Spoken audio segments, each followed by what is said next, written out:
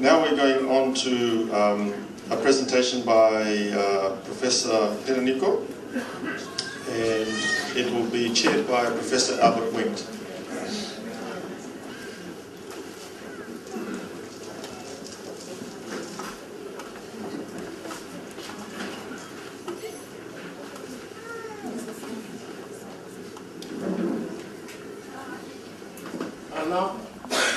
I know that Margie insisted that the artists of the Pacific be represented at this forum. And this is the first panel, the first session of it. And then the next session we will actually have some artists talking. I'm very, very proud to present our next speaker. Because if it wasn't for Ron and me, he wouldn't be famous today.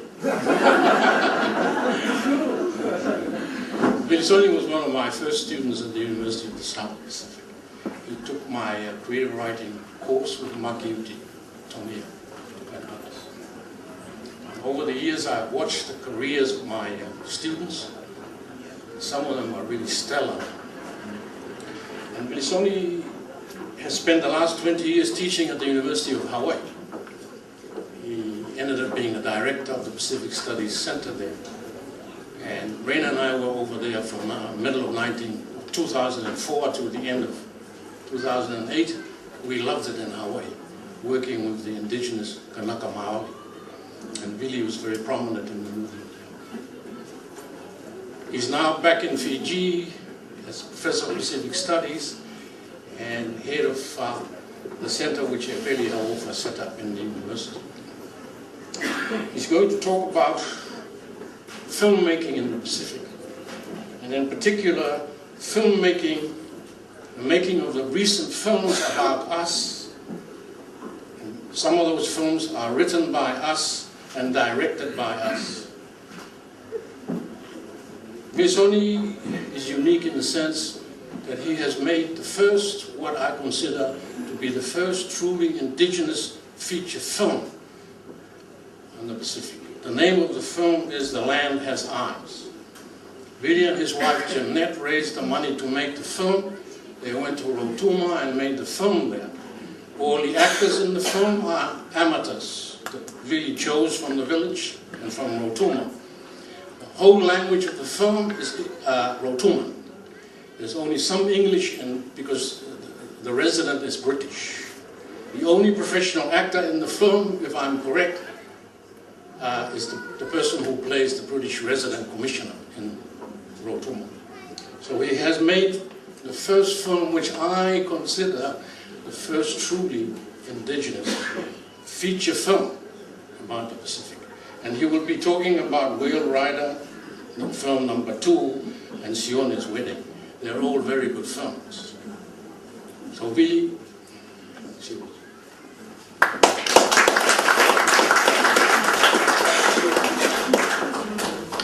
Thank you very much, Al. In Al's opening address, he mentioned that it was Ron Crocombe and Margie that enticed him to go to USB. In my case, it was actually Albert Wendt who enticed me, who called me after I got back from England and said, I'd like you to come to work at USB. So I think he learned that trick from Ron and Margie about how to get people to follow and be part of the course, a really wonderful course. As I was listening to our previous speaker and looking at the picture of Ron there, I thought Ron would have loved this, and he would have loved the discussion in the morning, because he loved excitement, he loved controversy, he loved diversity of opinions and challenging other people to probe deeper and to think harder about what it is that they are talking about. Cultural translation and filmmaking in the Pacific. I'm talking about this topic because when Margie wrote and asked me for an abstract of my paper, I have been working on a paper on challenges to land tenure in Rotuma. So I sent her the abstract and I got an answer back saying, no, you can't talk about that. There are too many people talking about that already. Choose another topic.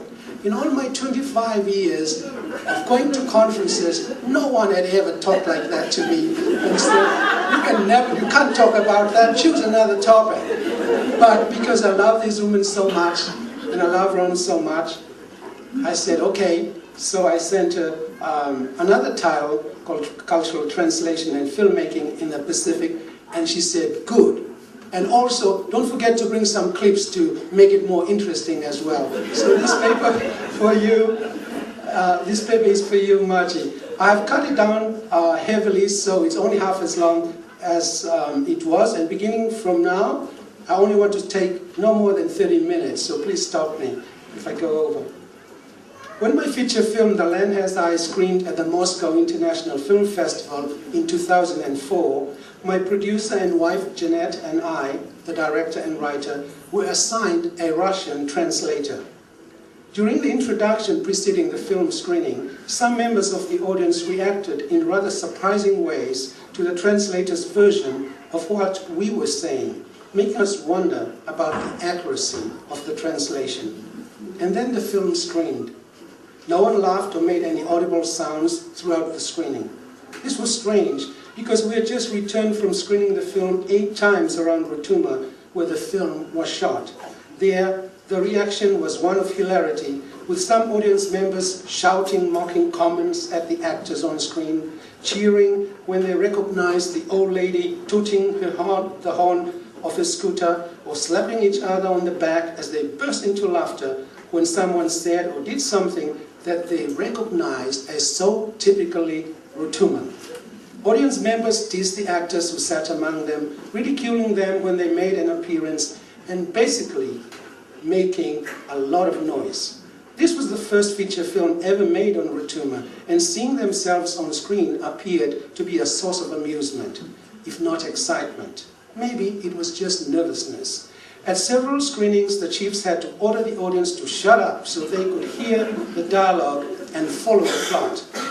So how do we explain the silent reaction of the Russians?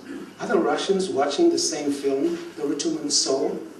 And then I remembered that the man in a nearby booth was providing a simultaneous translation of the film's dialogue in Russian. What on earth was he telling them? Maybe he was mistranslating and missing all the humor.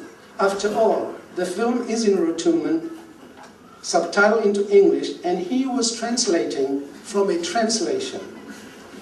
About 40 people stayed behind for the discussion that followed the screening. Someone would ask a question in Russian, the translator would relay the question to us in English, we would answer, and then she would translate into Russian what we had said to the audience. I thought we were doing very well until a man put up his hand and then talked in Russian for what seemed like 2 minutes. We listened politely until the man had stopped talking. The translator turned to me, then asked in the Russian accent, which unfortunately I can't reproduce. I wish Raina could do this. She said to us, "So, how do you protect yourself from getting penetrated?" Thinking I hadn't heard correctly, I asked her to please repeat her question. She did, revealing no embarrassment whatsoever. I looked at my wife and realized she was pressing fingernails into the palm of her hand so she wouldn't burst into laughter. Taking my cue from my wife, I pulled myself together and in as steady a voice as I could muster, asked the translator to please explain in more detail what the questioner wanted to know. Fortunately, the translator was able to provide a full account of what the man had said. It turns out that the man's question should have been translated this way. Rotuma is such a small island, so how does it protect itself from getting invaded? My Russian experience with translation taught me many lessons, the first of which is that one should always be suspicious of translated accounts, particularly if there is no opportunity to question the translator. Imagine if I had returned from Russia without getting to the bottom, no pun intended, of what the translator really meant. I'd still be thinking that Russians are very rude people, preoccupied with protected sex. Now that I know better, I think they're just preoccupied with national security instead. Obviously, these are two very different readings of the same incident. It also confirms my belief that there is usually more nuance or cultural specificity in the original account than there is in the translated version. I now look at 3 features from the Pacific in an effort to demonstrate the ways in which indigenous films are coerced to adhere to mainstream structures of storytelling and to keep cultural references either universal or familiar as much as possible to white mainstream audiences. My intention here is not to pass judgment on any of the films referred to in this paper, but rather to illuminate the colonizing nature of the medium, particularly in relation to indigenous knowledge and translation for global audiences. I should add that I regard the 3 features I refer to here as taonga, cultural treasures, not just of the cultures out of which they originate, but of the rest of Oceania as well. And this is difficult for me to talk about because as a filmmaker I feel I should not talk about the work of friends, really, people who are very close to me. But this is what academics tend to do, and this is why it's not always a good idea to go and watch a movie with an academic, because they are very critical. Before students take my course on representation of Pacific Islanders in film and video, they usually love to watch movies made in the Pacific, etc., particularly feature films. But by the end of the course, they say to me, "You have ruined watching films for us, because now we are so critical.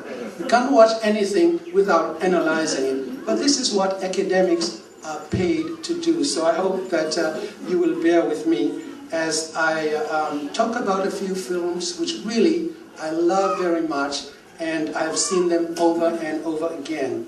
I want to talk about Whale Rider first. Hands up if you've seen Whale Rider. Wonderful. Okay, then you'll know what I'm talking about. In my opinion, Whale Rider provides us with the best example of a feature film that successfully combines art and commerce. It clearly demonstrates the necessity of catering to the tastes of the masses, more interested in entertainment than education.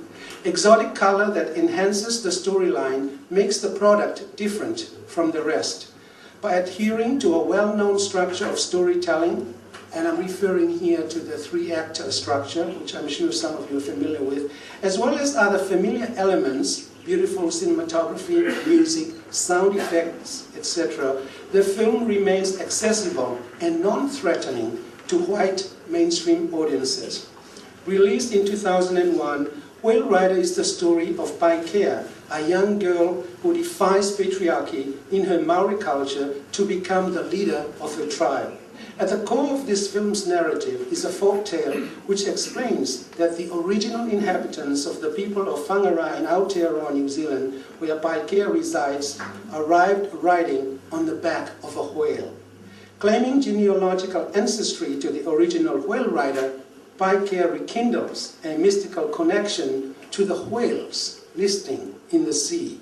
When the pod of whales end up stranded on the beach, Paikea proves that she can be the new leader of her tribe by riding the lead whale. Koro, Paikea's grandfather and male chauvinist, who up until this point had been fiercely opposed to Paikea's aspirations to leadership on the basis that only boys can lead, eventually succumbs to the evidence before him and bestows upon his granddaughter his blessings. The film ends with Paikea and her grandfather seated side by side inside a magnificent Maori waka or canoe, while community members row and chant in unison as they head out to sea and symbolically into the future. In spite of its overwhelming success worldwide, Whale Rider received mixed reactions among Maori people.